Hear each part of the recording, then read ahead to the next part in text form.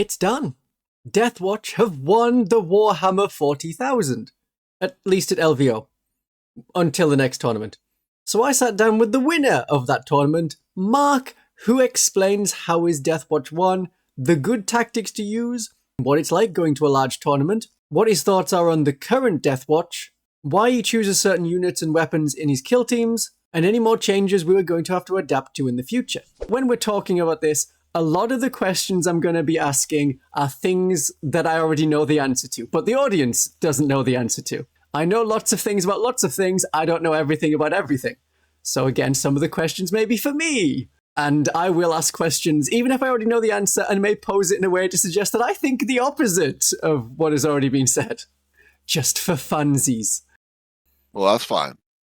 And feel free to ask me questions as well, because I don't know how often you get to talk to dedicated Deathwatch players.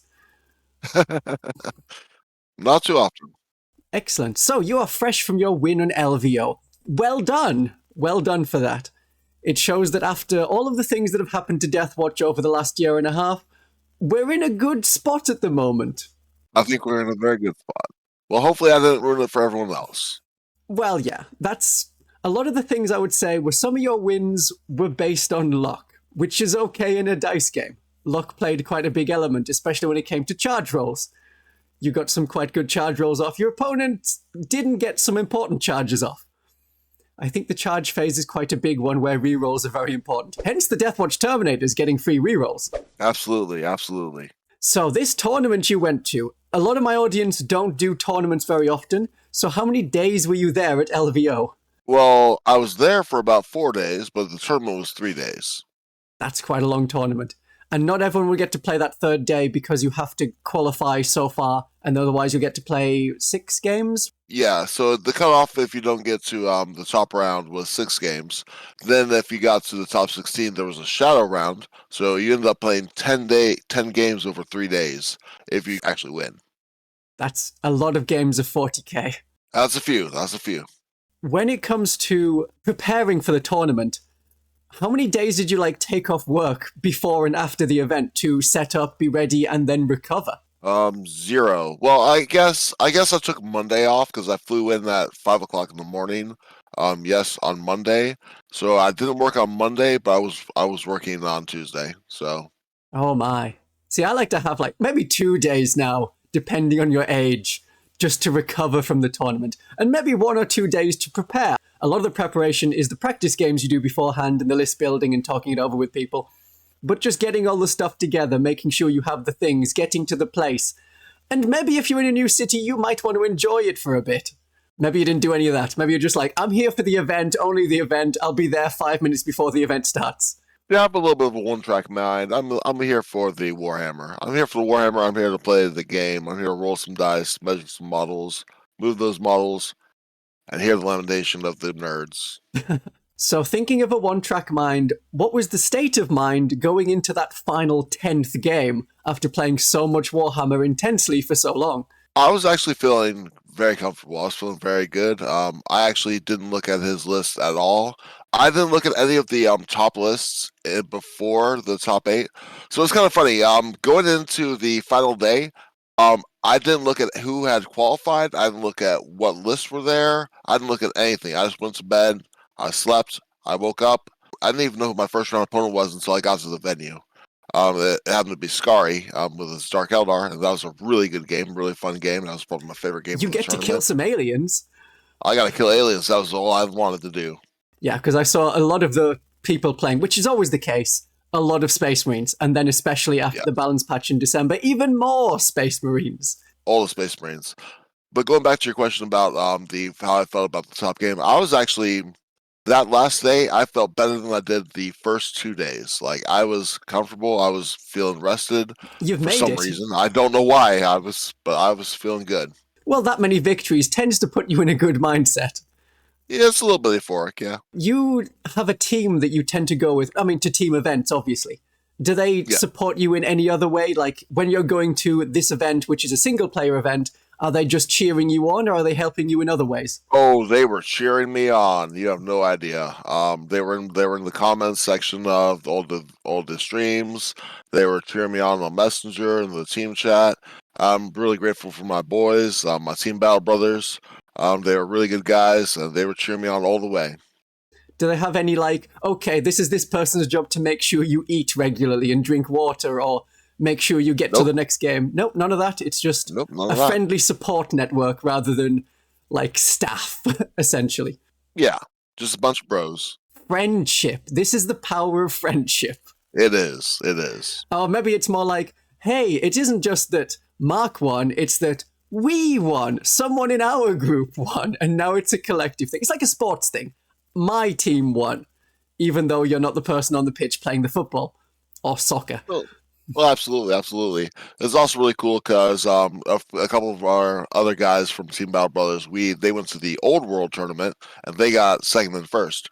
Oh, very impressive. I've just gotten back into Old World recently. I remember all the fun things about, like, older Warhammer from 5th, 6th edition. I also remember a lot of the reasons I used to play 40k instead of Old World. Like the number of models to paint and move, and the movement being the most important part, and the dice number rolled is like, oh, I rolled 6 dice. That was rare to roll that many dice for an attack. Whereas like modern 40k, it's like, I rolled like, 40 dice, then I got 40 sixes. dice, rerolls, yeah. 6s give me more attacks, and now I do. Yeah, okay. It's different. It's very different. The terrain on, like, Warhammer Fantasy boards is barely anything. What was the terrain like at LVO? Was it, was pretty which good. of the terrain setups did they do? Because I know there was Games Workshop setup and UKTC and WTC. So it was mainly Games Workshop and WTC. WTC on some of the boards and GW. I see, because it didn't look consistent to me. I was like, I recognize that map and I recognize that map. What's that map? Where's that map from? They didn't seem to match them. Completely consistent. It wasn't Right. completely consistent. So did you find there was enough terrain generally, or if you were like a Horde player, is there now not enough terrain to hide all your models at the start of the game? It was pretty reasonable. My list, the way I built my list is that I'm able to hide on almost any terrain. You don't have very that many reasonably. big units, and you have a lot that can go in reserve. Yes, and I've got the 2 rhinos that I hide everything in too. Yeah, that works too.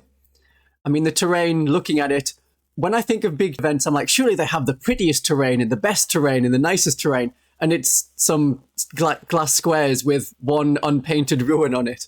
And some of it It's because it's the biggest terrain. They have to have the more of the terrain.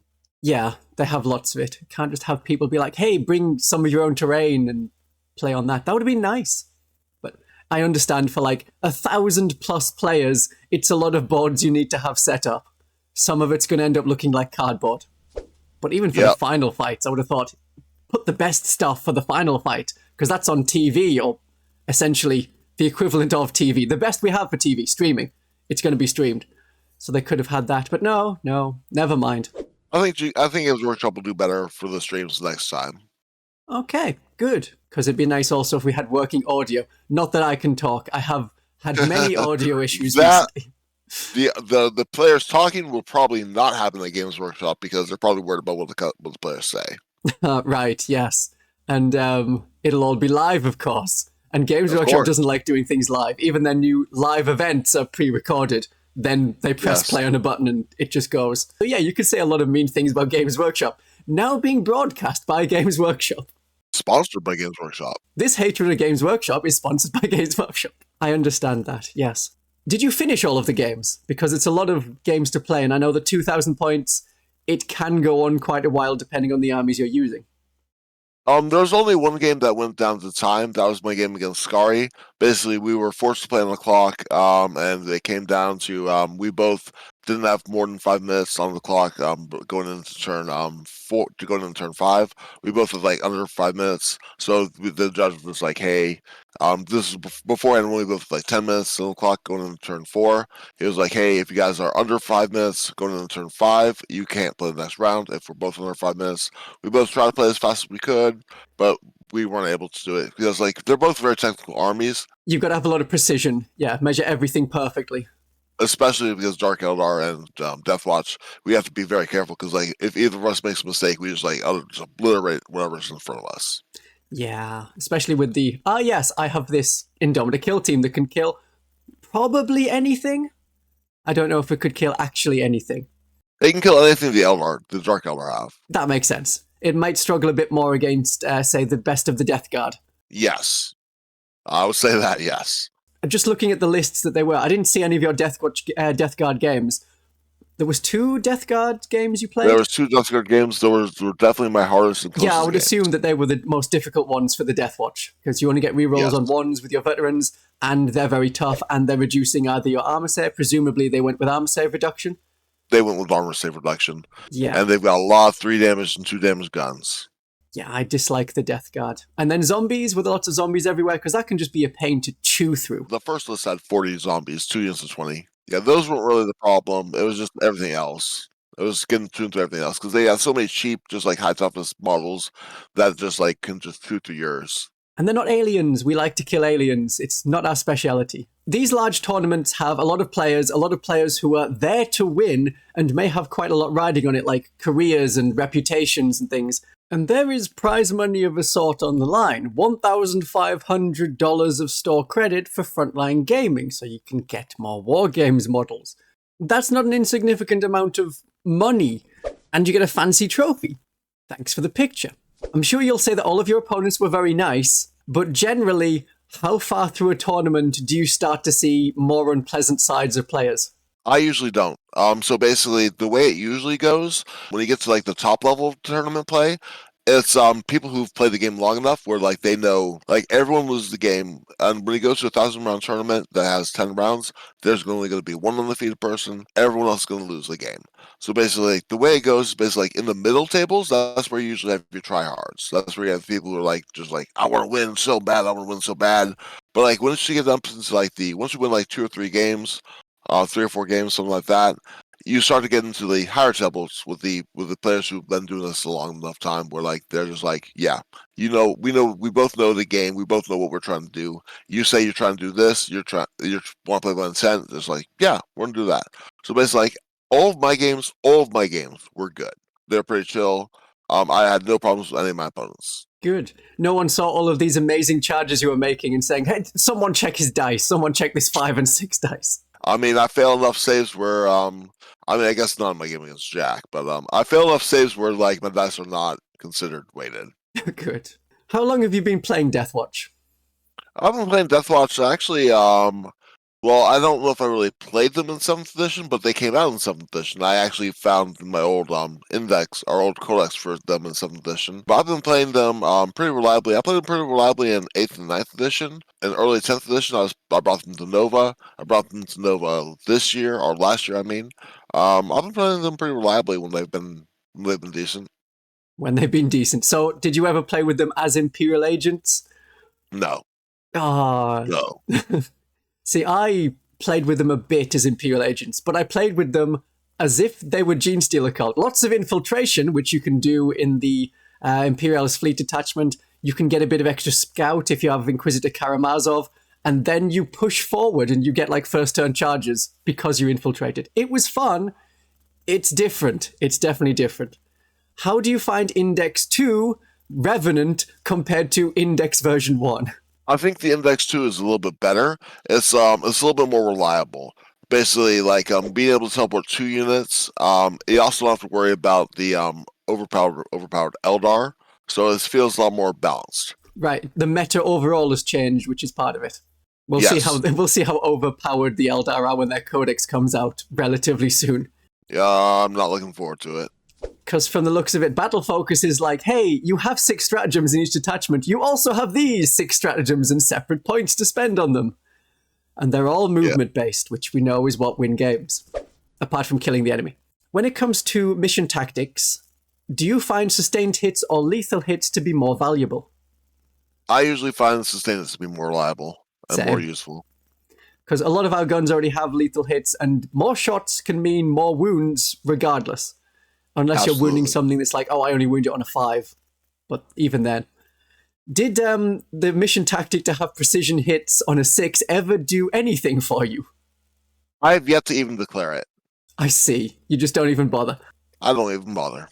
It worked just because of a weird rules thing with the Imperial agents, where it triggered on a critical wound rather than a critical hit. So if you use the Hellfire Shell so you are getting critical wounds on a 2+, suddenly all of your shots are hitting one character. Then it worked. That could work. But in Index 2, it doesn't work so well, because it is just critical hits on 6s, yeah. Yeah. Back to the Deathwatch detachment.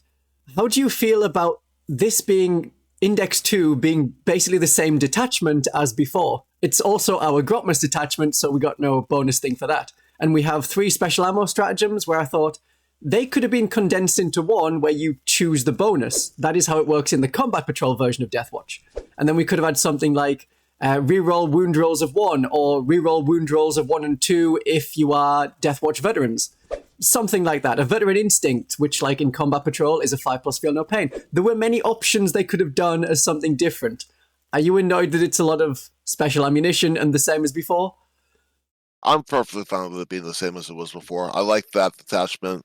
I thought it was pretty fluffy, pretty reusable, and it's what I was used to. Basically, it was just like going back to what I was playing before, just with new models, new kill teams. Yeah, slightly different kill teams. They have changed them a bit. The Spectre's kill team is okay. It's a bit expensive, and it works really well when you have a librarian with them, but then you're paying 270 points, which is the same as an Indomitor kill team. Yes. It's difficult for that. What do you think about the Fortis kill team? How do you rate that? Because it's much better. Strength 5 bolt guns, -2 AP, missiles available. It's better at shooting, but I think the Deathwatch Veteran Squad is more versatile. It's better in melee, which you need a lot of melee. Yes. You definitely need those 3 damage thunder hammers. Even though this is a shooting detachment, which has, half the stratagems about making your shooting better. Because you need that melee threat. You already have the Indomitor and Talon Strike kill teams for the shooting. I think you need the melee threat from the veterans, in my opinion. And the veterans are also objective control too, just like the Fortis kill team, but the veterans are battle line, which can give you a mild bonus in the Pariah Nexus. I understand why a lot of people pick the veterans over the Fortis kill team. I also like the reroll ones. Even if you're not like in Xenos, rerolling ones I think is more important than like getting plus 1 hit if you're shooting at something that's already been wounded. Yes, and that is a special rule. It's always going to come up. You're always going to reroll hit rolls of 1. Whereas, you need to do damage, and it needs to be something that's already damaged before you even get that +1 to wound, where anything could kill it. You don't need the Fortis kill team for that. Yeah. When it came to the mission tactics, I know LVO had a different ruling to how Games Workshop's done it recently, where at LVO, all of the Adepta Astartes got the mission tactics special rule, not just the ones that had the mission tactics written on their card. I'm guessing it didn't affect you much because the only things you had that weren't kill teams were Rhinos, 1 Lieutenant, and the Speeder. It helped like maybe one or 2 times when I shot the Thunder Strike, but for the most part, I built my list to around the Games Workshop fact because I didn't realize LVO even had that errata until I went to LVO. So I built a list expecting not to be able to get the sustained hits and lethal hits on those vehicles. I see. That makes sense. And you tend to go, this is what Games Workshop said, so why would I look for an FAQ that contradicts it? Yeah, so I didn't even realize I could do it until I went to LVO and there was like, there's an FAQ, you get it. It's like, all right, well that's helpful, but wasn't expected. One thing I do like about this index, compared to it being a codex, you can see the rules without having to pay for anything. That is one of the upsides. Everyone can see the rules. Everyone knows what Deathwatch are going to do. No one's like, are they good? I can't see because I can't see the codex. Not that other websites that show it off exist. We've never heard of them. We've never heard of those. Never. We all pay for the codex, all of them, all the time. Absolutely. I love paying $40 for the rules for a book I'm never going to use. Just so I know what my enemy, just so I know what that army does. Absolutely. So your army list, I've already done a run through of your list and the tactics you might use that you have done that I know you did from watching some of the battles taking place. That's a separate video that people can watch. So I won't ask what things do because my audience can see that. And I'll put the list on screen. Basic question, where did you put all the characters? I put the Captain and Gravis Armor and the Indomitor kills. The only place they could go? The Watchmaster always went with the 10-man squad. And the Jukar went with one of the 5-man squads. Yeah, that's what I was expecting. Because I know a lot of people are like, oh, you should put the Judicia with a 10-man squad, but I found that's not as effective as having a Watchmaster with a larger group. You do much more movement, and you only need a couple of Thunderhammers striking first to kill most threats, along with the Judicia and the Thief of Secrets. The Jukar with the Thief of Secrets, he's a boss. He's a boss. I like putting fight first on an objective and saying, okay, come at me. It's up to you. Yep. Or putting the little up and on the objective and just be like, all right, cool. If you come in at him, I'm a heroic intervene. Yeah, that works. And of course, the lone operative lieutenant has a reactive move of their own if they need to get out of the way. Yes. Right, so things you put in reserve. So the Talon Strike kill team, I assume, went in reserve. The Storm Speeder, probably in reserve, because you can drop down then onto whatever vehicle you want. And both Terminator units in reserve? Usually one Terminator unit in reserve. I see. And then the other one is there to fire missiles straight away? Or just be yes, it's usually I pick up both the Indominator kill team and one Terminator squad on because you turn get two for side-to-side teleportation, and you can do that in turn 1 if you go second. Yes. Very good. So if you have lots of things in reserve, why do you have no infiltrators? Because when I play Host of Ascension and I put almost everything off the board, I have a line of Gene Stealers just so I have a deployment zone left. So in that situation, I'd probably start most of the things on the board, which I did in my 6th game against Tyranids, where I started. I was going to say, what did you do against that Tyranid Vanguard player? Because the Vanguard Tyranids with the Lictors and Pure Strain Gene Stealers, well, they're not called Pure Strains, generic, unpure Strain Gene Stealers, they get into your deployment zone very quickly and you just have to survive. So you just deployed everything in your deployment zone for that? Yes. That makes sense. It's nice to have a plan, but it's also not a plan you have to stick to. Yes. Absolutely. And then, although they're doing quite strong Alpha Strike tactics, your list seemed to be focused very much on do as much damage as soon as possible and play the primary missions, because there wasn't too much that could do secondaries. Yeah, I find that playing the primary mission is usually more stable, because you can't always guarantee what secondary missions you draw, but if you're able to play the primary mission, and usually most primary missions revolve around holding objectives, or like taking an objective from an opponent, or killing certain units. So I was able to find that playing the primary is a lot more reliable. And you score more points from it than the secondaries, understandably. Yes. Good. I'd like to do the same. If I can pin the enemy and kill the enemy, that works. Pure Strains, get them in there for playing Gene Stealer Cult, and then Neophytes hold objectives. If it's Deathwatch, I have big hammers. I want to use the big hammers. Those aberrants? Aberrants, sometimes I use aberrants, usually only in Biopsychic Brood Search. Otherwise, I find they're too expensive and I prefer metamorphs and things. But that's my Gene Stealer stuff. We don't need to talk about the Gene Stealer stuff. This is Deathwatch Day. Although I would want to ask about the sisters, because someone, I asked my community, like, do you have any comments or questions? And they said, what about Battle Sisters? Why don't you play Battle Sisters? Well, because I don't own any. I mainly just play. I've never looked to buy the sisters models. I've always been a Marine and AdMech player for the most part. I also saw from the number of Battle Sister players, there were not many there at all. Do you think it is just they did bad in the balance patch and so people have dropped them? I think that's the main reason, that they got nerfed really heavily and the Marines got buffed. Everyone owns Marines. It's just like, well, this like the Toy Story. I don't want to play with you anymore. Yeah, so everyone pulls out the Marines they got from the Leviathan mission set and the previous edition set and all of the starter sets and everywhere else. Yeah, that's what I thought happened. Especially when, I mean, the Battle Sisters are not unplayable. You can win with the Battle Sisters, but when they don't play as well as they did before, it doesn't feel good to... You're not excited to take them to a tournament. It's like, wow, these are worse now. Let's go. Yeah. Yeah. I mean, I've been doing my best with like, oh, I play Champions of Faith, but I'm the Battle Sister person. People come to me expecting Battle Sister things, so I have to play Battle Sisters, which I still enjoy, but it is harder. But Deathwatch are doing well. They're doing more than well. Good. No, let's say it in British understatement way. They're doing well. Right, when it comes to weapon choices, for the Gravis Captain, most people go for the Power Fist and Relic Blade. I saw yours had the big Damage 3 Mastercrafted Bolter. Any particular reason for that? Actually, yes. It was a mistake. I forgot that I didn't change it on the list because that was the first time right.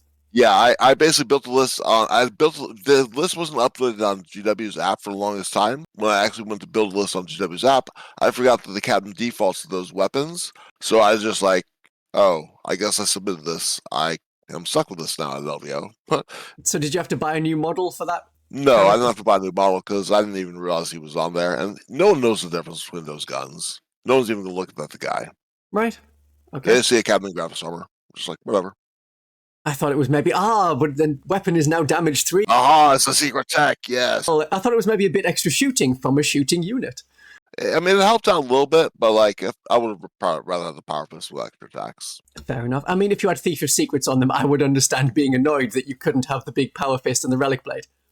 But that's alright. I think the Storm Speeder Thunderstrike, taking that on your list, was quite inspired. I hadn't considered the Primaris Land Speeders before, and being able to get +1 to wound against vehicles, even though you have Strength 11 Melter weapons, from the Indomita Kill team being attacking the closest unit, you get +2 strength, so it goes from 9 to 11. Did that mean you were just wounding some vehicles on a 2+, or was the Thunderstrike Speeder supporting other kill teams?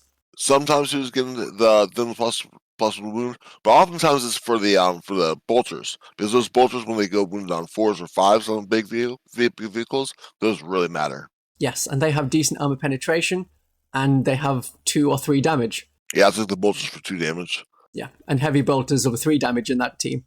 Yes. Very good. So thinking of bolters, the Talon Strike kill team, you went with assault bolters, whereas a lot of people go for plasma. Was it for the sustained hits too and little else? Yes. I've always been a huge fan of the assault bolters as opposed to the plasma. I hate it when my 40-point model just kills himself on hazard checks. Well, with hazardous, you can just take off the smaller guys with plasma pistols, even if they didn't overcharge their pistols. I still hate losing my guys to hazardous, because it's just like when you get the plasma, you only get 2 shots apiece, whereas you get 3 on the bolters. They're always in sustainers too, and they're really good in Overwatch. Always loved the volume of firepower. All right. So when it came to the Indomita kill team, the Bolt Storm and the missiles would give you more shots, but you went for the Flamer style aggressor fists on the Power Fist fellows.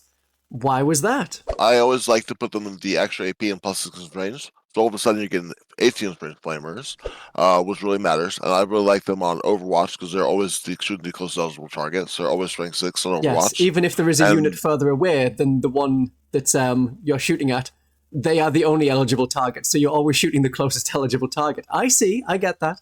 Yeah, but I like that I didn't have to hit with the because sometimes that unit is not shooting the oath target, so I like the reliability.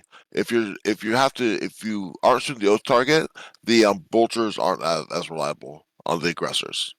Okay. Yeah, that makes sense. That makes sense.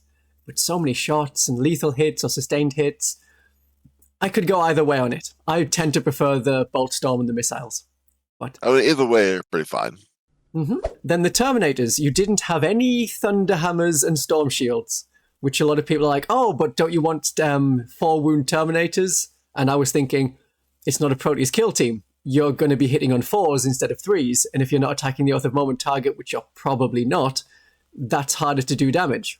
Did you not want just 1 to survive some attacks? No, I wanted that Storm Bolter for extra shots, because when I want them dropping in, I want them shooting 20 shots on the Storm Bolters, I'm shooting the crack missiles, I want them actually hitting the melee, because I'd rather have the 15 power fist attacks than 9 power fist attacks and 6 Thunder Hammer attacks hitting on 4s.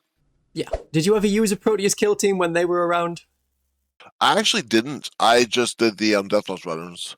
I never used the Proteus kill teams. They're really fun, though. And it was nice to have shenanigans of, oh, I'll put this wound on a veteran, and this next one will go on a Terminator with the better save. Oh, wait, the Proteus kill teams. Yeah, I use those all the time. It's the Gravis ones I didn't use. Right. Yeah, I used the mix. I used the mix Terminator and the veterans. Squad. I yes. See. So this Those is like Indomita kill teams are new for you. Yeah. I didn't use in early 10th. I never used the Gravis kill teams. I see. Well, they had a different special rule. They got better the fewer of them there were, which is a weird special rule to have on the toughest unit. So, is the Indomita kill team now the best kill team we have for, say, doing damage? It has its purpose. So basically, I like them and the Talon Strike kill team. It's just like sometimes you shoot something with the Indomita kill team and you just whiff. Sometimes you shoot something with the Talon Strike kill team and it just overperforms because they both have their purpose. One is good at shooting like bigger, heavier targets. The other one's better at shooting like lots of units, lots of models. Lots of Space Marines. Yes. I see. Well, it was nice to see that your army list looked like a Deathwatch army list, that it wasn't just Space Marine tanks and a couple of kill teams. I've also seen people suggesting, well, even though you don't get mission tactics, you can have lethal hits or sustained hits whenever you want, you can teleport around, and they just take generic Space Marines in the Black Spear task force. I don't think that'll work so well, but that would give you the better Oath of Moment. And then with the Tome of Ectoclades, you would have 2 really good Oath of Moments with +1 to wound. I don't think it would work too well. What is your thoughts on that?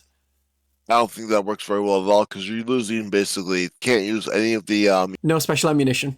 special ammunition, and your teleport is one unit. And it's like possible wound is okay, but I'd much rather just have access to all my mission tactics.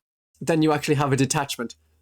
Yes. When it came to the Indomita Kill team, I saw there was a lot of combos you can do, like the Kraken rounds, the speed for +1 to wound, and Oath of Moment.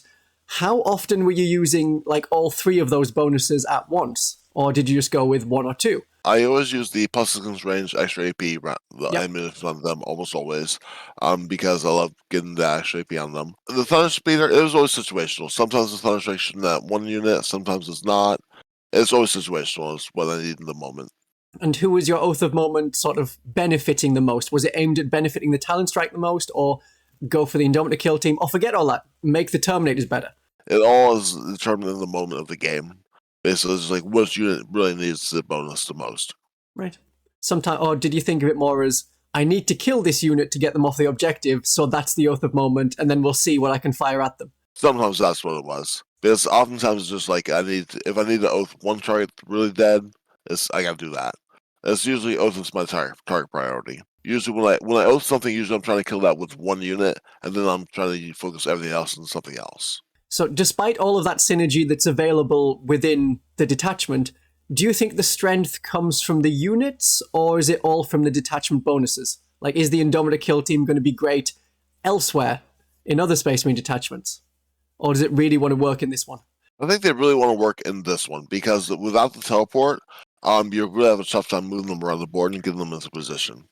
And without the Kraken rounds, your melters are suddenly not as good anymore. They're not going to be in melter range after you come from Deep Strike. Yes. Yeah. Well, what do you think would happen with this list in, say, your list, the Gladius Task Force? Then the Indomita Kill team could advance and charge. If they get attacked in combat, they can fall back and shoot and then charge. But they're not doing all of those together. If you're giving them advance and charge, you're not shooting, except with a couple of the assault weapons. If you give them advance and shoot, then they're not charging. It's much better just to be able to teleport them around the board, in my opinion. And with other things, I guess you go, here's a Watchmaster. Now you can advance and shoot and advance and charge and fall back and shoot and charge and do all of them forever and as many times as you like. Exactly. Very good. Do you have any guesses then on how Games Workshop may change the Deathwatch in the future? I mean, the near future, for balancing purposes. Well, I think they need more information besides just one guy winning a big event. Because I think like the rest of the army, like there's plenty of games I could have lost very easily. That came down to like a failed morale check or a failed charge, where like I could have easily lost, and then that ends my run. I think you just need more information to see how like other people play the game played out, because it's not an overpowered list; it's just a strong list. I was thinking we don't have that many players to give them data about Deathwatch in tournaments, so they're going off very few data points, one of which is you. True. I mean, my thoughts are only, they may increase the points on Terminators and the Indomita Kill team, and that may be it. And that may be it, but that would be enough to basically ruin my list, because it's basically just a giant puzzle that... Yours needs everything that's there, and if it loses any part of it, it doesn't work as well. Yes. Okay. Are there any changes you expect or want to see for the Space Marine faction, just generally? I expect they're probably going to do something to tone down the pulse and the wound. I don't think they really need, because Space Marines don't really need that. Ultramarines certainly don't need it. Yeah, no. I'm seeing that everyone is playing Ultramarines suddenly. What's this? A Manius Calgar stand-in. Oh, a Uriel Ventress stand-in. Yeah, it's lots of players. In the city, you are never more than 3 meters away from a Space Marine player. That's the saying. Good. Well, it's nice to know that Deathwatch are not like the true smashing meta. There's a lot of luck. Charge phase luck, battle shock luck, and you have to be a good player and get lucky as well. A lot of luck is involved to win a 10-round tournament. You don't get there just by skill alone. That's a shame. Or maybe it isn't. What if you can just do entirely by luck? It is a dice so you know game. the saying, it's better to be lucky than good. Good. That's all the questions I have for you. Do you have any questions or any more comments or thoughts you want to add in? Just want to say thanks out, shout out to all my boys who are watching, shout out to my Team Battle Brothers, and hope you all have a good day. Everyone, have a great day of 40K.